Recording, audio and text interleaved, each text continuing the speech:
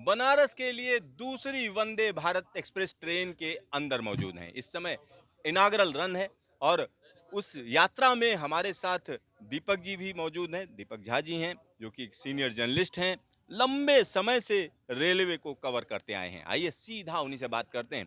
दीपक जी, बनारस के लिए दूसरी वंदे भारत एक्सप्रेस, क्या कहेंगे? कितने बड़ा तोहफा है ये? ये तो बहुत बड़ी तोहफ़ा है, नया साल का तोहफ़ा पहले से ही सरकार ने दे दिया बनारस के लोगों को और दिल्ली के लोगों को, और ना ही दिल्ली और बनारस के लोगों को, इस रूट में चलने वाले सभी लोगों को जो कि बनारस तक पहुंचना चाहते।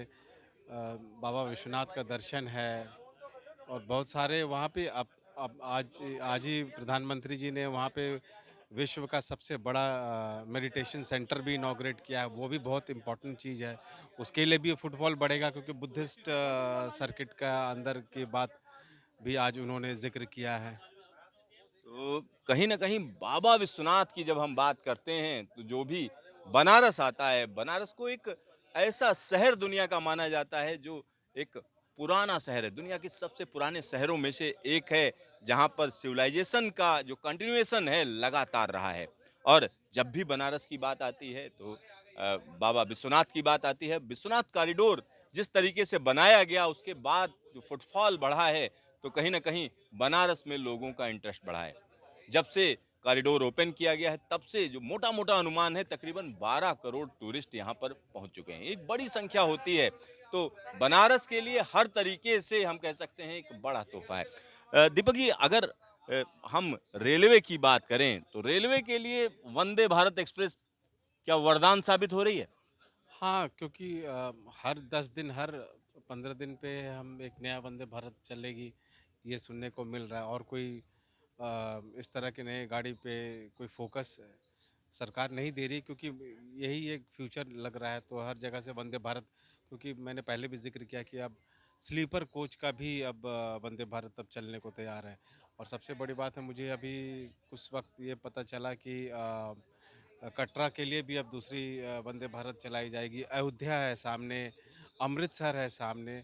तो अब खाली लोग ये ना सोचे कि सिर्फ कि जहाँ जहाँ हिंदू धर्म का जो बात हो रहा है उसी को कनेक्ट करने की बात हो रही है। सब जगह के लिए ये सोचा जा रहा है। यहाँ आप समझिए 30 तारीख तक, यानी दिसंबर खत्म होते होते यहाँ प्लानिंग ये है कि 3-3 वंदे भारत एक साथ रवाना की जाएंगी। कटरा के लिए अगर हम बात करें, तो कटरा के लिए अभी एक वंदे भारत एक्सप्रेस चल रही है, दूसरी वंदे भारत एक्सप्रेस चलाने की तैयारी है। और अमृतसर की अगर हम बात करेंगे, तो अमृतसर के लिए भी एक और ट्रेन चलाने की तैयारी है जो वंदे भारत एक्सप्रेस होगी। इसी तरीके से अयोध्या के लिए अगर हम बात करते हैं, तो दिल्ली से अयोध्या के लिए नई वंदे भारत एक्सप्रेस चलाने की तैयारी है। तो कहीं न कहीं एक बड़ा बदलाव भारतीय रेलवे में देखा जाएगा। यहाँ पर अगर हम देखें, तो नई वंदे भारत एक्सप्रेस जो बनारस से चली है, वो कहीं न कहीं प्रयागराज को पीछे छोड़ती हुई प्रयागराज स्टेशन निकल चुका है और वहाँ से हम आगे के लिए रवाना हो चुके हैं। और इस ट्रेन की अगर हम बात करें, तो इस ट्रेन की सबसे बड़ी खूबी यही है कि आपको 8 साढ़े 8 घंटे में सीधा-सीधा बनारस पहुँचाती है।